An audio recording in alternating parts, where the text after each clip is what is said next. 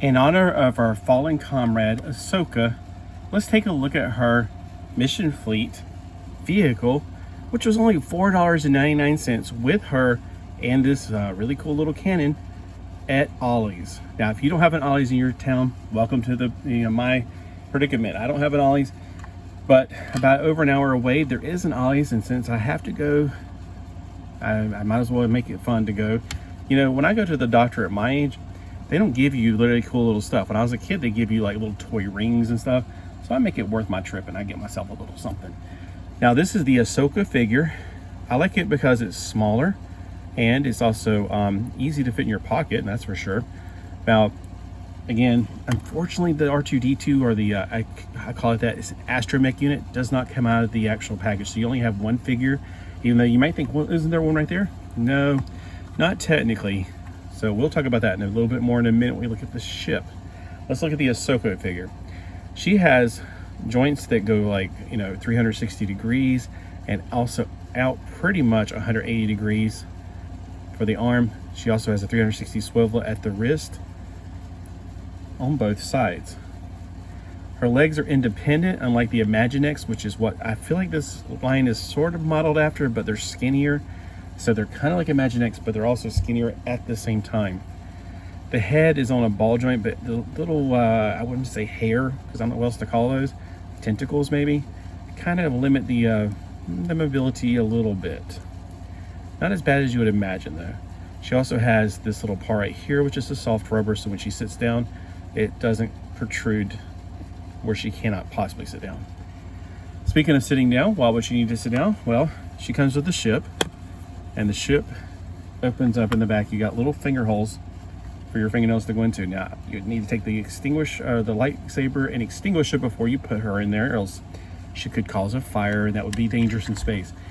The thing that drives me crazy when I'm watching Star Wars now, the people who write it have never heard of physics.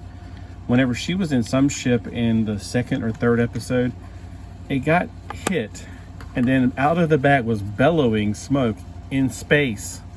That doesn't happen. That's not a thing. In space, the particles, they would go forward. It's called vector velocity. There's no opposing force to push it back like air.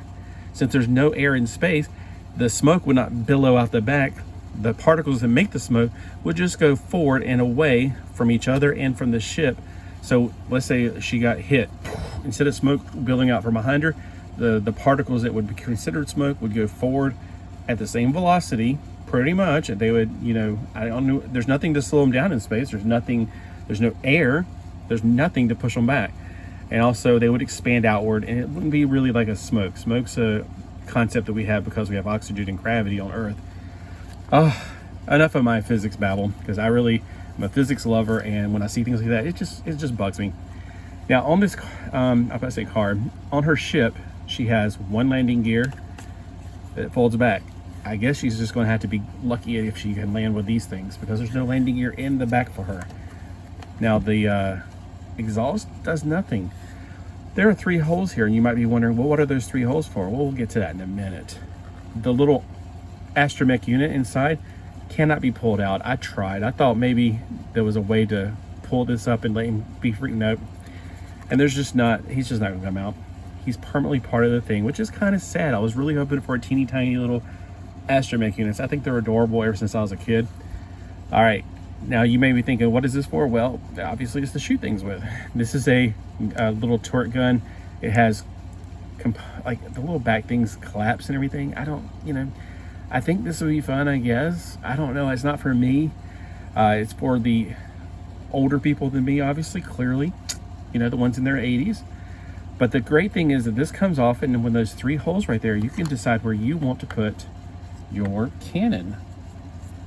You can put it on the left side, which is where I personally like to put it. You may think, well, don't you like everything symmetrical? That is true, but I also don't like things to look weird. Like, I think this is just a little bit overkill in my personal opinion. And then for some reason, I don't like it as much on the right. Probably because with me, I'm a gun on the left, sword on the right kind of person. It's hard to explain why. So I personally like it right there. And it does shoot.